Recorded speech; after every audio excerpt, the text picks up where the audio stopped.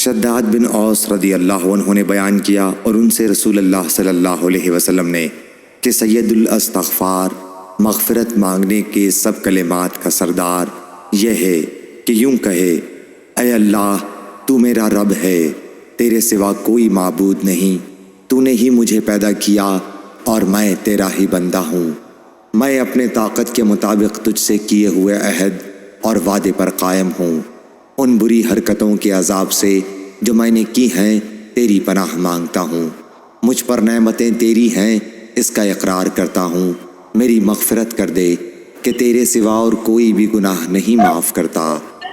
حضرت صلی اللہ علیہ وسلم نے فرمایا کہ جس نے اس دعا کے الفاظ پر یقین رکھتے ہوئے دل سے ان کو کہہ لیا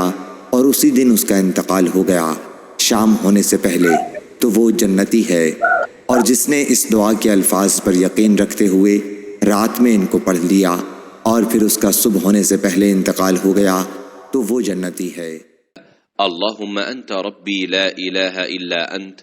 خلقتني وأنا عبدك وأنا على عهدك ووعدك ما استطعت أعوذ بك من شر ما صنعت أبوء لك بنعمتك علي وأبوء بذنبي اغفر لي فإنه لا يغفر الذنوب إلا أنت قال